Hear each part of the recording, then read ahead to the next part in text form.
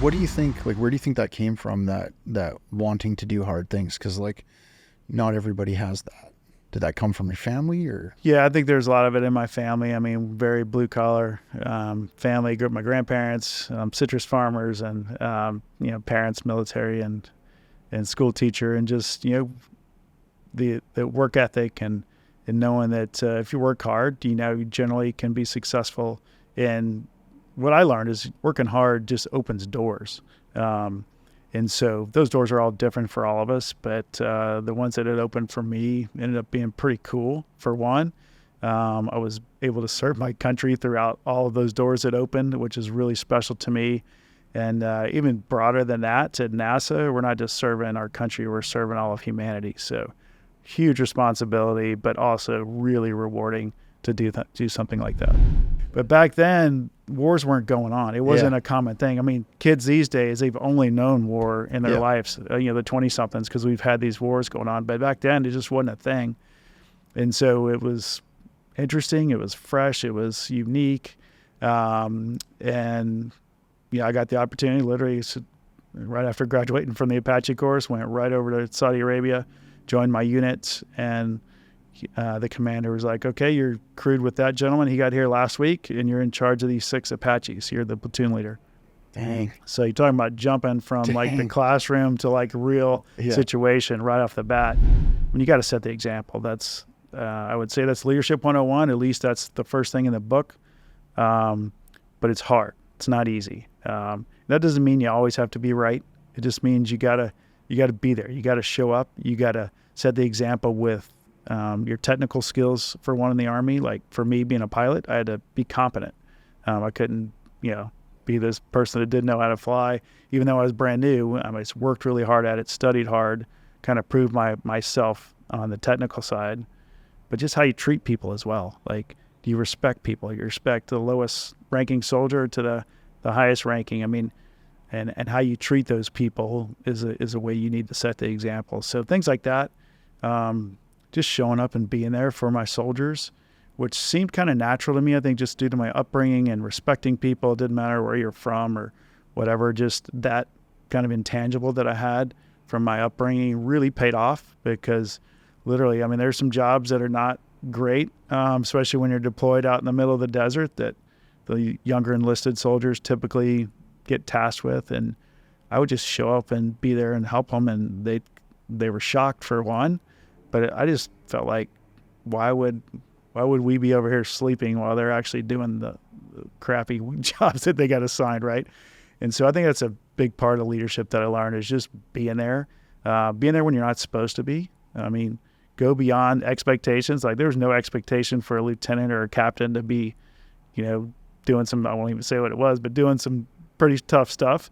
And, but boy, by showing up and being there and, jumping in and helping out, the trust that was gained by that and from my soldiers was pretty incredible. And it just pays off as you go forward. They completely trusted me.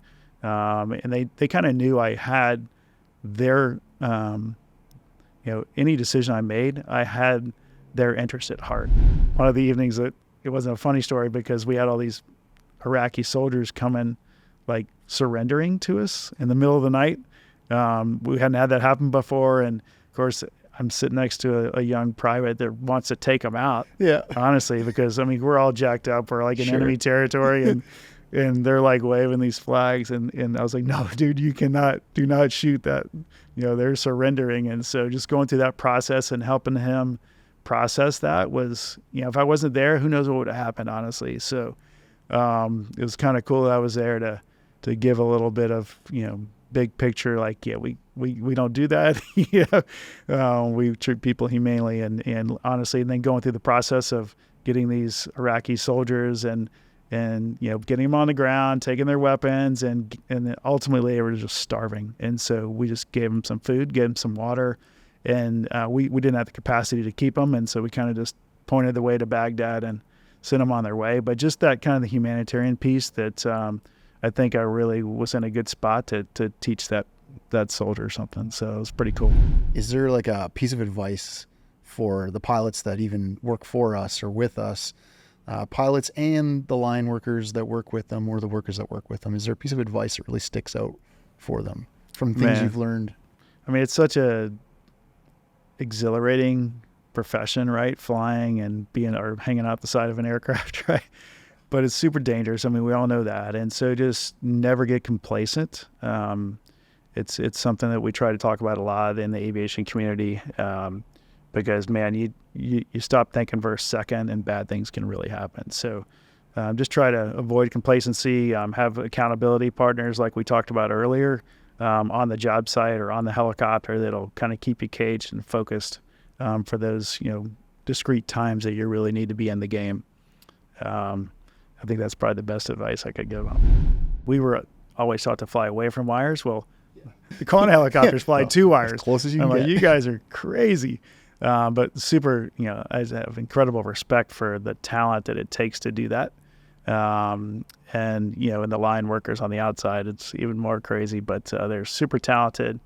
And just don't get complacent. And like you said, if you have that little sense, that spidey sense or something going off, you need to say something.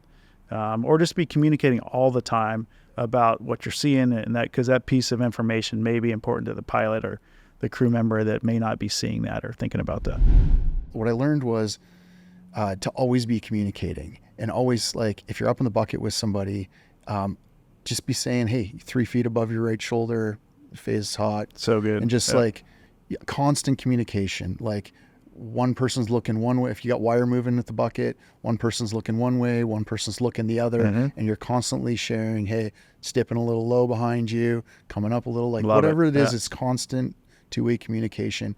And I'm sure that exists here. I'm sure there's a lot of guys out there like, yeah, we do that. But what I have noticed is there's a lot of guys that don't do that. They get this, like, chip on their shoulder, like, don't flip and talk to me. I know I'm a JL or whatever and it's just 100% wrong. You should be, like, talking. It's not has nothing to do with ego. It's like, we're just letting you know. Even if you do know, just go, yeah, okay, thank you. Yeah. I'd say there's no room for that in this environment, right? Or in any of the previous environments I was in either. And we've had to kind of check the egos at the door, and you're all in it together. You're doing some really dangerous things. And with my cruise in space, like, we got to the point in training where we were completely transparent with communication, with what's going on. Hey, I didn't sleep well last night. I need you to watch me today. Even to that level. And those things transferred over to space, and it just helped us be a better team. Perseverance is a good thing, by the way. Good trait to have. I applied 4 different times to be an astronaut. The third time I applied, I was teaching at West Point. So I'd kind of taken you through those commands that I told you about earlier. Then I kind of went to graduate school at Georgia Tech after that. And then a payback tour for that was to go teach at the academy. Okay. Really incredible, amazing experience. Even though I didn't want to go there, I wanted to go back in the helicopter and shoot things, right? Yeah. But getting in academia, not really my world, but it ended up being one of the most rewarding tours I had, because I was investing and pouring into the cadets, the future officers of our Army. Even though I was teaching some subject, the real thing is you're teaching them leadership and about their future. What does training to be an astronaut look like? So you come in as a class. Our class of 11 showed up, and for about 2 years, I'll call it basic astronaut school, but it's high graduate level, right, stuff, where back when we came in, the space shuttle was still around, and so we were in academic classes, daily 8 to 5 kind of normal schedule, but it was a grinder. I mean, it was every system on the space shuttle or the space station or orbital mechanics, or you're in the simulator, you're in the pool, you're flying jets, you're learning how to fly aircraft, and all those things were tough. I mean, it was fun. It's, again, a shared experience with 10 other of my really close friends as we got to be over those 2 years, and cooperate and graduate was really the motto, and getting everybody through it. You didn't want people to not make it through. And so, study groups and stuff like that were very, very common.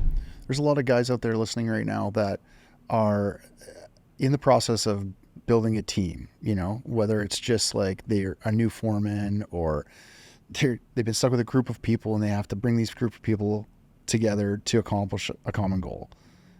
Similar thing. You got, like, one takeaway that you could say for those guys? I would say, investing in your people, I've seen over the long run, is super important to any successful team. And that means different things to different people. I mentioned this story earlier, but an investment I made in my team was to go out, to show up where places I wasn't expected to be, right? And I think that transfers over to any job, really, as a leader. That's an important one. Taking responsibility is a big one as well. If something goes wrong on my team or my unit, I'm ultimately responsible. I could have nothing to do with whatever that soldier did that evening, but it's my responsibility. Taking a rocket to space. Walk through that experience. Yeah, it's so amazing. I wish everybody could have that experience because it's hard to describe. I was fortunate enough to fly on 3 different vehicles, which is pretty unique. Nothing to my doing. It's just the way things lined up. Space shuttle, most powerful vehicle ever built, most complex vehicle. I've just, very, sense of American pride, of course, because it's this incredible vehicle that really was the workhorse that built the International Space Station over its last couple decades. And so launching on that was the most dynamic ride, most fun, because you're side by side with the rocket. Where the other ones I flew on, we were on top of the rocket. So I would say it's more like you see in the movies where you launch, you're shaking around, you're moving around, you're pulling crazy G's and accelerating crazy fast. And it takes about 8.5 minutes to get from the launch pad to space on the space shuttle. And so people kind of are surprised when I tell them that for 8.5 minutes, I was just laughing continuously, right? It is the greatest roller coaster ride you can ever be on, right? And my crewmates are doing the same. I mean, we're certainly focused on what you need to focus on, but boy, we were laughing, and I couldn't believe the experience that I was feeling. If you're really nervous or scared and you're getting ready to do a high-risk activity, just think for a minute, am I comfortable with the equipment I have or the training I received? And if not, let's stop this and we'll do it another day. And so even at NASA, like we had to push a couple launches back. Our team just wasn't ready on this last SpaceX one. So I, as the commander, I was like, yeah, we're not doing this. So let's regroup, let's retrain, let's refocus. And maybe that delayed us a week or 10 days. It didn't matter. I just wanted to make sure we were all ready to go. And so that's a great trait, I think, that can translate over to the trades as well. 100% scalable. If that day, whatever, everybody's not ready, or the equipment that was there was supposed to show up for safety and it didn't, well, let's just wait another day. Wait for that piece or whatever it is and do something else that day. So don't push things when you don't have to. How long does it take you to get from Earth to the space station? It's different. The Russians have perfected it a little bit these days because they can get there in 3 hours, 2 orbits. So it takes about 1.5 hours to orbit the Earth at the speeds we're going. And so they get there. A friend of mine just launched. She launched with the Russians last week. And I couldn't believe they got there in 3 hours. So I was just watching. I was like, this is insane. When I launched with the Russians, it was a 2-day deal, 34 orbits, so 48 hours or so. Miserable. Those are probably the worst 2 days of my space existence because that vehicle is tiny, and there's not much on there, and you're just kind of not doing much. You have a window every now and then to look out of, but that's the benefit. Are you just seated the whole time, or by the time you're in space, you can kind of get up? You can get out of your seat, get out of your suit, but before docking, you got to get back in your suit. But it's just, I mean, you're face to face with the other person if you're not in your seat, and it was a tough couple of days, but they've since, obviously, they got to like a day rendezvous and docking, and now it's about 3 hours, so that's pretty cool. So docking the space station and joining your crew up there, walk through that a little bit. Docking's pretty amazing. On the space shuttle, it's one of the few manual things that is done where the commander is actually flying it. And so when you have 2 vehicles that are going 17,500 miles an hour coming together, it's pretty sporty. And of course, sporty is a good description. Yeah, the closing rate is very slow for a good reason. Yeah. And generally, there's only one docking mechanism on the station. So if you mess that up by coming in off angle or too fast, then nobody else can dock there, right? So there's a lot of pressure on the shuttle crew. The 7 crew members we had, everybody had a job, really high intensity kind of deal, and we're all helping the commander make the right decisions, and as they come in to dock this thing. What's a day in the life on the space station like?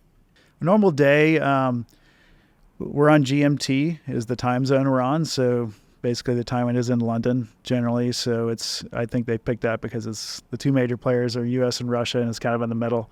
That's my take. I don't know if that's true or not, but kind of a standard time zone. So we get up at 6 a.m. generally, go to bed at 10 p.m.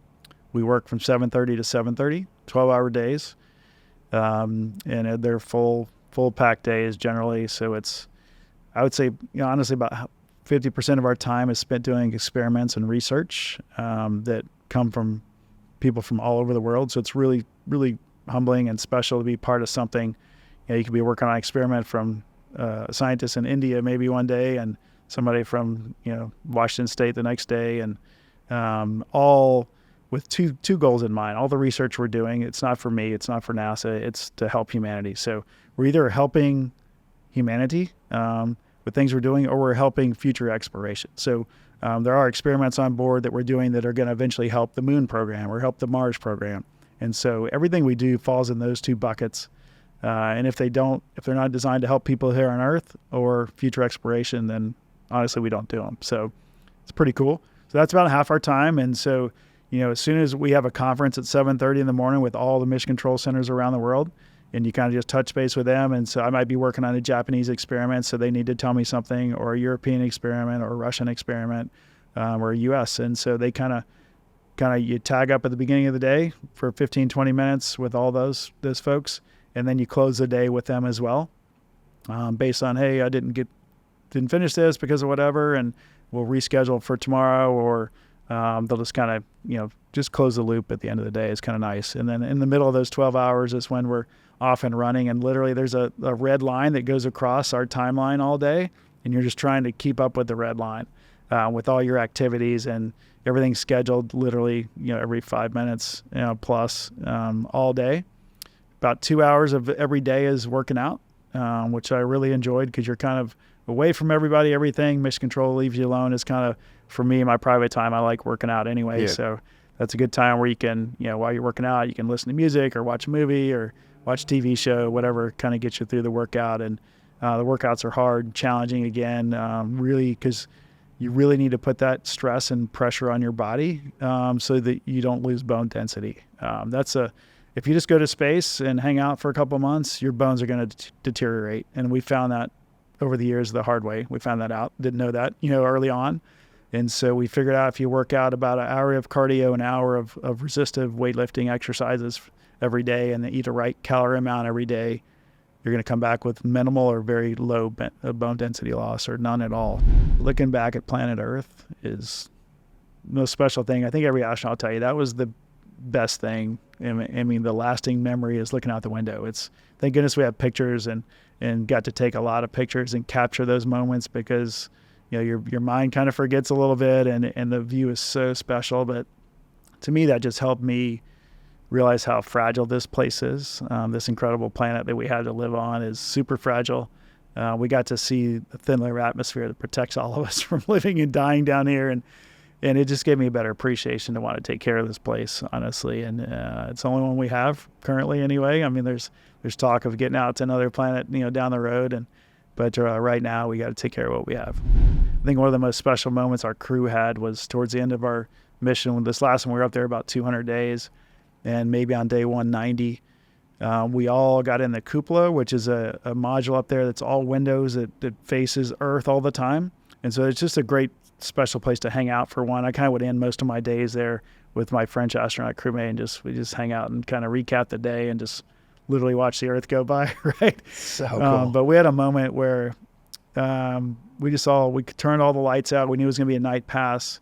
We all got in there, all 7 of us, which we were literally face to face. And every time you're in there, you have cameras set up. You just want to capture the moment, and we had some beautiful auroras coming. But nobody brought a camera. Nobody. We didn't say don't do it. It just kind of was a special moment where we all got in there.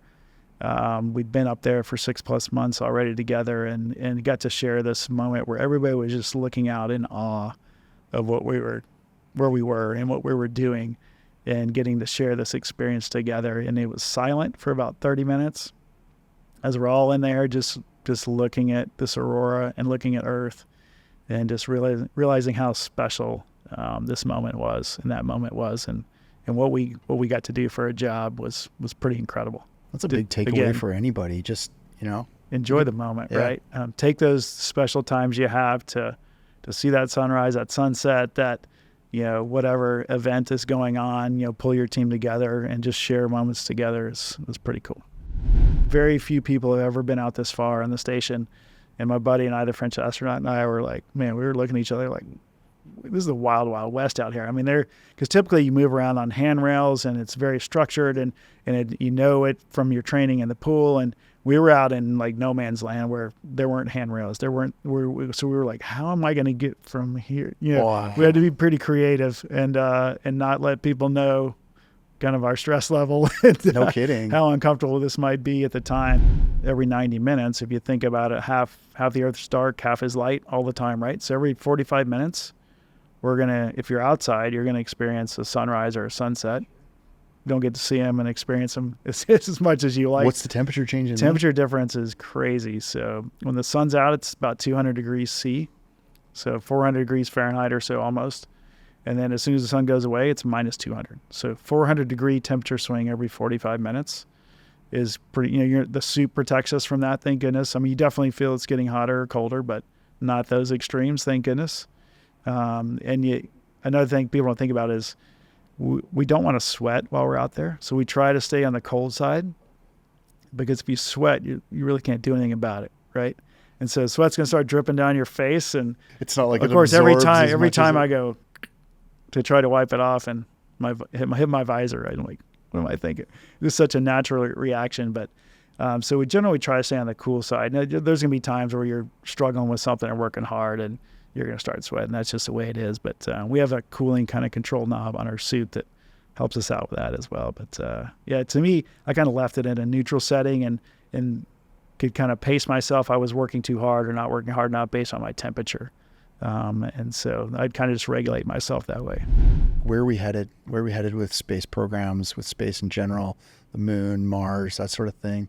Yeah, as most people are probably aware, the private industry in the space world has taken off, literally, and more people are getting a chance to fly. More common people, wealthy common people sure. at this point. At this point, that's what it starts with. But hopefully the airline industry started like that too, right? So hopefully a couple of decades, maybe every common person will get a chance to fly. But so that's exciting on that front. NASA has ambitious goals in the next couple of decades as well.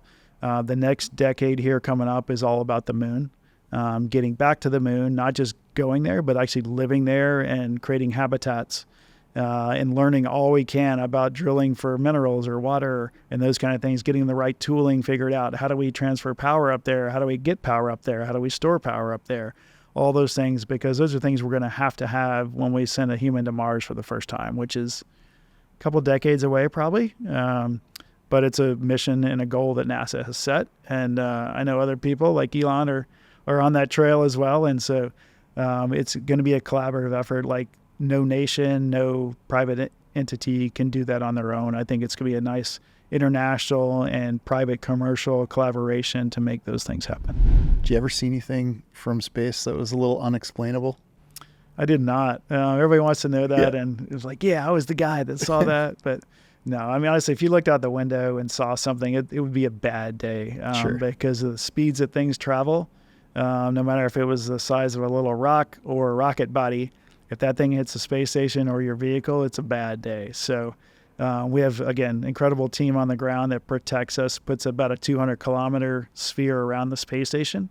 And if any object that's all these objects are tracked, by the way, by resources in the U.S., I'll say. And if anything's going to come within that 200-kilometer ring, it's an event. And so we can move the space station out of the way if we have enough notice. If we don't, and it's potentially going to hit the station, then they'll put us in our vehicles that we flew up on and just kind of wait. Something hit the station, and we could then detach and come home and keep us safe. And so there's different ways to do it. But again, an incredible different team that looks out for the debris that potentially could affect a spacewalker, which would be really bad, or a vehicle as well. We talked about this new industry that you're a part of and a little bit about leadership through this episode. What does a good leader look like to you? Man, a good leader. We talked some of the traits earlier. Biggest thing, being genuine, being, taking responsibility when things don't go right. When things do go right, you give responsibility away to the people that earned it, and don't take it for yourself. Showing up, we talked about that earlier, just being there when you're not expected to be there, going beyond people's expectations of what you should be or what you should do. Setting the example, way you treat people is super important. The respect you show people, no matter if it's, the lowest person or the boss, the way you treat them, other people are always watching you when you're the leader, whether you think they're watching or not, they are. And so, for me, that just became natural for me. And again, I had a lot of great help with my parents and friends and things growing up to kind of teach me respect and how that should look. And so it was natural for me. So it wasn't like I was faking it or doing it like that. So if that's not something you grew up with, you can still do it and you can learn how to do it and do it well. So I encourage you to do that. Blue collar. Why blue collar? Why does blue collar matter right now? Yeah, I'd known Quanta for a while. I didn't know, honestly, what they did very much. I just knew it kind of at a surface level company. I met a few people from Quanta.